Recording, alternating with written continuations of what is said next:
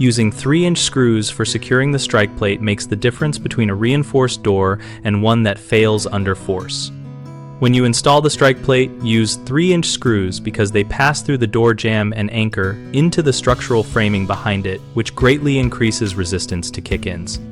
Start by removing the strike plate and marking the center of the latch and deadbolt holes so your long screws will travel straight into studs or framing members.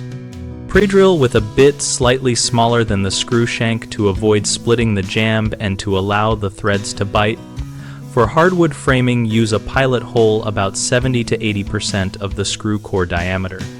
Drive the screws by hand or with a low torque setting on your drill so the head seats flush without stripping the screw or crushing the jamb. Verify the screws extend fully into framing by measuring from the screw head to the tip or by temporarily backing the plate off and feeling the screw tip through the hole. For double doors or narrow stiles, use a reinforcement plate that accepts longer screws and distributes load across more wood so the force does not concentrate at a single fastener. A common mistake is using short screws that only hit the door jamb, which can split or tear out under impact and will not stop a forced entry. Switch to 3-inch screws and confirm they reach framing to fix this.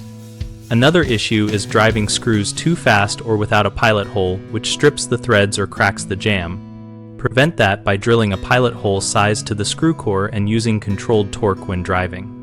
A third problem is misaligned strike plates, so the latch does not engage fully, which stresses hardware and reduces holding power. Reposition the plate, enlarge the mortise slightly if needed, and test latch engagement before final tightening. BigHomeProjects.com connects homeowners and contractors around projects like door reinforcement, so we help people find trusted local pros and real-world advice. We maintain a discussion community on the site where homeowners and contractors exchange tips on hardware selection, installation, and proven techniques for improving home security.